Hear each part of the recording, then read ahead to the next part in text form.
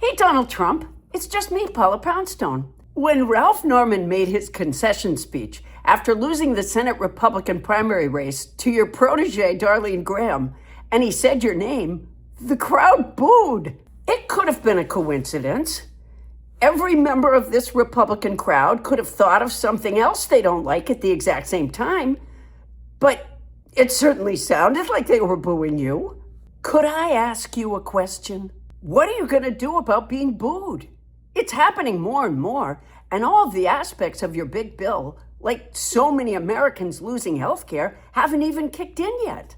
Because you wanted it far enough away from when the bill passed that Americans would forget that it was you and the Republicans who took their health care away. I hate to say this, but your popularity is going nowhere but down. And that's what I want to talk to you about. You must know that. I'll bet your whole family is getting in on the poly market action on it.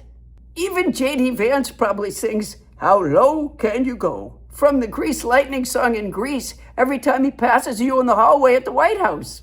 I want to make it clear that Ralph Norman didn't say anything bad about you, just so you don't suddenly find a video of him vandalizing the reflecting pool. He didn't have to say anything bad about you. He just said your name and people booed. And these were your precious. These were Fox viewers. Maybe you just need to build up a tolerance to booing.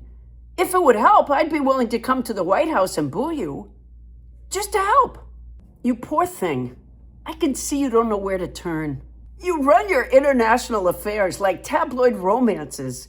You accuse Democrats of being communists while you suck up to communist leaders like Xi Jinping, Putin, and Kim Jong-un, all of whom are helping Iran. I'm afraid it's going to lead to more booing. I know this is confusing to you because it was so easy for you to tell your voters that January 6th didn't happen. But in their minds, January 6th happened to someone else. But you can't convince someone that their kids aren't hungry, that they haven't been evicted, or that their adult kids didn't have to move home by posting a chart of ranked presidents with yourself at the top labeled something like the greatest of all time. I wish you'd call me before you do stuff like that.